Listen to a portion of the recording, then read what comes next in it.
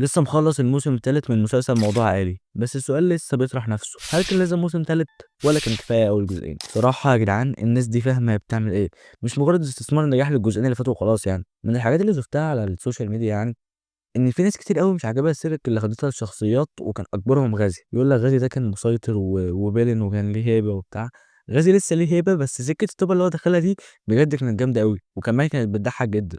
انا شايف ان ده كان موضوع موفق جدا، الشخصيه غازي تاخد اتجاه جديد. احنا حفظناها الشخصيه الخطر اول جزئين، ليه ما ناخدش اتجاه جديد يعني؟ كذلك قصه حسن ومعاناته في التمثيل اللي اتقدمت بكذا طريقه، سواء انه عايز يعمل اعلان عشان يجيب فلوس، او ردود الناس عليه على السوشيال ميديا والتنمر، وده خلق مشاهد دراميه رائعه. الحبكة في الموسم ده مش بقوة الموسم اللي فات بصراحة، بس ما زالت حلوة ومتماسكة ومعمولة بشكل حلو. وأظن مش طبيعي بصراحة إن آخر 3 أعمال خلوني أتأثر أو أدمع هما رامبو وموضوع عائلي 2 و3. موضوع عائلي لازم كده كل آخر سيزون يديلك حلقة كلها دراما يخليك تعيط، أنت قاعد كده زي العيل الصغير بتعيط بس. وده راجع لكذا سبب، منهم إن المشاهد مظبوطة ومتوظفة في مكانها، مش مقحمة عشان تعيط وخلاص. وبرضه أداء الممثلين في المشاهد دي كان كويس جدا، زي مثلا ماجد الكدواني بلا اي شك.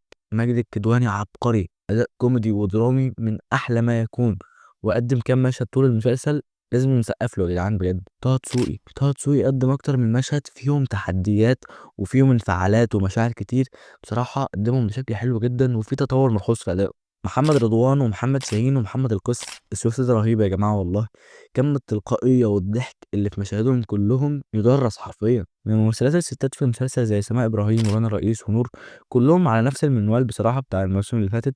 بس انا عايز اتكلم عليها هي ياسمين العبد. البنت دي ممثله شاطره شطاره، اتمنى الفتره الجايه اشوفها في حاجات كتير. البنت دي عندها كتير قوي تقدمه، بس مفيش عمل ما فيهوش سلبيات، وسلبيات المسلسل ده ما كانتش كتير بصراحه، بس هي كانت موجوده. السلبيات بالنسبه لي هي رانيا يوسف وجان رامز، اختيار مش موفق خالص. يعني مدام رانيا، يا مدام رانيا انا بقيت بشوفك في نص مسلسلات مصر وبتعملي نفس الدور، انت مش بتمثلي اصلا، في ايه يا مدام؟